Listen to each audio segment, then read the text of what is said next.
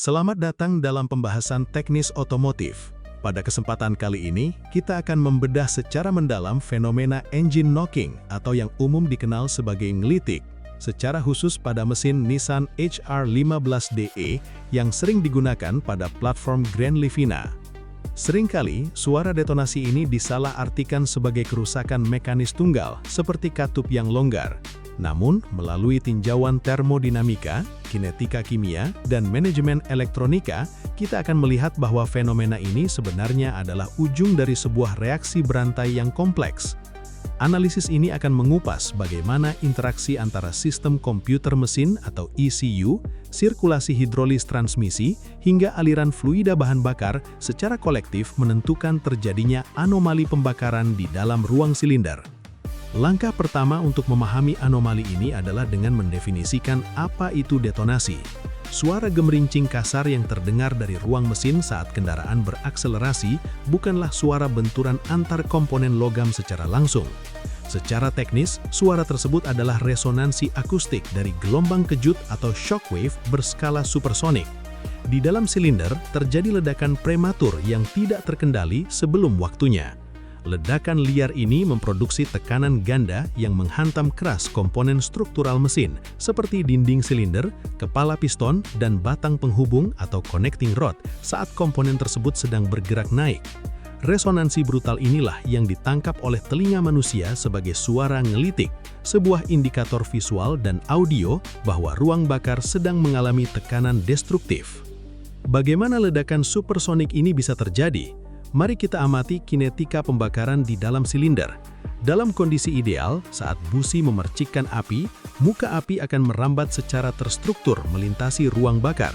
Namun, campuran bahan bakar dan udara di sudut terjauh silinder yang belum terbakar, yang disebut sebagai N-gas, akan menerima tekanan besar dari ekspansi api tersebut. Muka api yang membesar ini bertindak menyerupai piston kedua yang mengkompresi N-gas secara dinamis. Kompresi ini memicu lonjakan suhu dan tekanan yang ekstrim dalam hitungan milidetik. Apabila ambang batas energi bahan bakar terlampaui sebelum muka api utama tiba, N-gas ini akan menyulut dirinya sendiri dan meledak secara spontan. Tabrakan antara api busi dan ledakan spontan inilah yang kita sebut sebagai detonasi. Setiap arsitektur mesin memiliki kecenderungan termodinamika yang berbeda. Mesin Nissan HR15DE dirancang dengan rasio kompresi statis yang cukup tinggi di kelasnya, yakni 10,5 berbanding 1. Rasio kompresi yang tinggi ini secara mekanis sangat menguntungkan karena menghasilkan efisiensi thermal dan torsi yang superior. Namun, implikasi teknisnya adalah mesin ini menetapkan suhu dan tekanan dasar atau baseline kompresi yang sangat tinggi sejak awal. Hal ini menyempitkan margin keamanan terhadap auto-ignisi. Artinya, ruang bakar mesin ini memiliki sensitivitas yang sangat tinggi terhadap kualitas oktan bahan bakar dan sistem pendinginan. Tanpa manajemen elektronik yang presisi, mesin dengan kompresi padat seperti ini sangat rentan mengalami fenomena engine knocking. Dalam literatur rekayasa otomotif, terjadinya detonasi dapat diprediksi menggunakan model empiris yang disebut persamaan Livingood-Wu.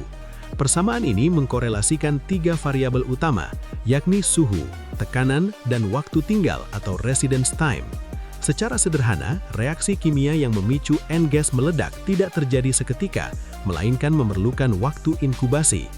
Apabila campuran bahan bakar dikurung dalam suhu dan tekanan yang ekstrem selama durasi waktu yang melebihi batas toleransinya, maka radikal kimia di dalamnya akan matang dan meledak sebelum api dari busi menjangkaunya. Oleh karena itu, tantangan terbesar bagi sistem komputer mesin adalah memastikan proses pembakaran selesai lebih cepat daripada waktu inkubasi ledakan prematur tersebut. Berdasarkan model termodinamika sebelumnya, kita dapat mereduksi penyebab detonasi di lapangan menjadi 3 anomali pilar utama.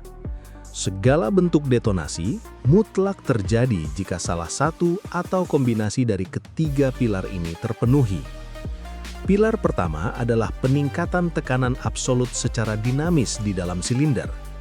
Pilar kedua adalah retensi suhu ruang bakar yang tidak terkendali, melampaui kemampuan disipasi panas material mesin.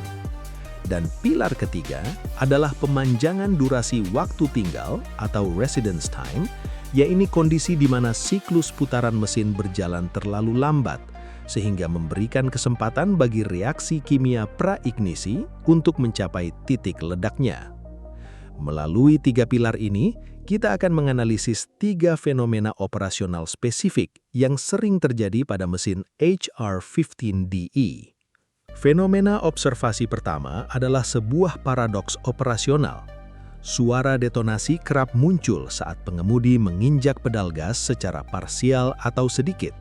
Namun secara kontraintuitif, suara tersebut lenyap sepenuhnya saat pedal gas diinjak penuh, kondisi wide open throttle atau WOT. Kondisi yang tampak berlawanan dengan logika mekanis ini sebenarnya adalah manifestasi langsung dari peralihan strategi algoritma pada Engine Control Unit atau ECU. Fenomena ini melibatkan transisi antara mode komputer closed loop yang mengejar efisiensi emisi dengan mode open loop yang memprioritaskan keselamatan dan performa daya maksimal. Mari kita urai secara teknis apa yang diinstruksikan oleh komputer mesin pada kedua kondisi tersebut. Saat kendaraan melaju konstan atau berakselerasi ringan, ECU beroperasi dalam mode closed loop. Prioritas utama algoritma ini adalah efisiensi bahan bakar dan minimalisasi emisi. ECU akan menjaga rasio campuran udara dan bahan bakar secara presisi di angka stoikiometrik 14,7:1. Namun, pembakaran stoikiometrik murni ini menghasilkan suhu ruang bakar yang sangat tinggi. Selain itu, karena katup gas hanya terbuka sebagian, volume udara yang masuk menjadi rendah, memperlambat kecepatan rambatan api dari busi. Untuk mengkompensasi api yang lambat, ECU menerapkan strategi memajukan waktu pengapian atau timing advance secara ekstrim. Interaksi antara campuran panas dan pengapian yang terlalu awal ini mengekspos end gas pada kompresi mematikan yang bermuara pada detonasi ringan. Sebaliknya, ketika pedal gas diinjak secara penuh, ECU seketika membatalkan mode efisiensi dan beralih ke mode open loop. ECU mengeksekusi strategi power enrichment, di mana injektor secara masif membanjiri silinder dengan bahan bakar ekstra yang melimpah, misalnya pada rasio 12,0:1. Kelebihan bahan bakar cair yang tidak terbakar ini akan mengalami proses evaporasi. Untuk menguap, cairan tersebut secara termodinamika menyerap energi kalor dalam jumlah besar dari udara dan dinding ruang bakar. Fenomena fisika ini disebut latent heat of vaporization cooling atau pendinginan panas laten penguapan. Penurunan suhu absolut secara instan ini dikombinasikan dengan pemunduran waktu pengapian oleh ECU langsung menghilangkan potensi ledakan end gas. Itulah sebabnya suara detonasi seketika menghilang. Fenomena kedua berakar pada mekanika sistem pemindah daya. Seiring bertambahnya usia pakai kendaraan, keausan pada katup selenoid atau penurunan kualitas fluida transmisi otomatis ATF dapat menghambat kemampuan transmisi dalam merespons perintah turun gigi secara cepat. Ketika pengemudi menuntut akselerasi mendadak, transmisi gagal berpindah ke rasio rendah dan terkunci pada gigi tinggi. Hal ini memaksa mesin berakselerasi dengan katup gas terbuka lebar, namun putaran mesin tertahan pada RPM yang sangat rendah. Kondisi operasional ekstrim yang menyiksa ini direpresentasikan dalam literatur rekayasa otomotif sebagai engine lagging. Lingkungan termodinamika pada kondisi ini merupakan katalis yang sangat destruktif bagi mesin. Mekanika destruktif dari engine lagging dimulai dari katup induksi udara. Karena katup gas terbuka penuh, udara masuk tanpa hambatan, memaksimalkan volume dan kepadatan udara di dalam silinder. Hal ini menciptakan puncak tekanan efektif BMEP kompresi yang sangat masif. Namun, akibat transmisi tertahan di gigi tinggi, rotasi kruk as menjadi sangat lambat. Secara temporal, 1 derajat putaran engkol kini memakan waktu yang jauh lebih lama. Pemanjangan durasi waktu di bawah tekanan yang ekstrim ini memperlama residence time atau waktu tinggal end gas. Radikal bebas memiliki waktu inkubasi yang sangat panjang untuk mencapai titik kematangan kritis, memicu ledakan volumetrik jauh sebelum muka api utama berhasil menyelamatkan siklus tersebut. Yang membuat fenomena lagging ini berpotensi fatal bukan hanya karena ledakannya, melainkan hilangnya proteksi mekanis. Sistem sirkulasi tekanan oli mesin berbanding lurus dengan kecepatan putaran RPM kruk as. Pada putaran RPM lambat akibat lagging, tekanan hidralis fluida pelumas berada pada batas operasional terendahnya. Padahal pada detik yang sama, tabrakan detonasi sedang menghantam piston dengan gaya kejut yang berlipat ganda. Gaya hantam ini membutuhkan ketebalan lapisan bandalan oli atau film clearance bertekanan maksimal untuk mencegah friksi logam ke logam pada journal bearing. Kurangnya bantalan hidrodinamik di titik kritis ini membuat detonasi dapat merobek integritas komponen struktural mesin dalam waktu singkat. Fenomena ketiga menyangkut masalah pemeliharaan sistem aliran bahan bakar. Penumpukan partikulat kotoran pada filter saringan pompa bahan bakar akan bertindak sebagai restriksi atau sumbatan fisik di jalur fluida. Menurut prinsip mekanika fluida dinamis atau hukum Bernoulli, resistensi lokal pada jalur hisap mengakibatkan kejatuhan tekanan bahan bakar yang disuplai menuju ruang mesin atau fuel pressure drop. Akibatnya, saat injektor membuka, kuantitas massa bensin yang disuntikan berkurang drastis dari target yang diperintahkan oleh ECU. Berkurangnya bahan bakar ini membiarkan sebagian oksigen tidak terbakar secara proporsional, menjebak mesin ke dalam siklus pembakaran terlampau miskin atau lean burn. Konsekuensi mematikan dari lean burn adalah peningkatan suhu pembakaran yang ekstrim hingga mencapai batas suhu api adiabatik tertingginya.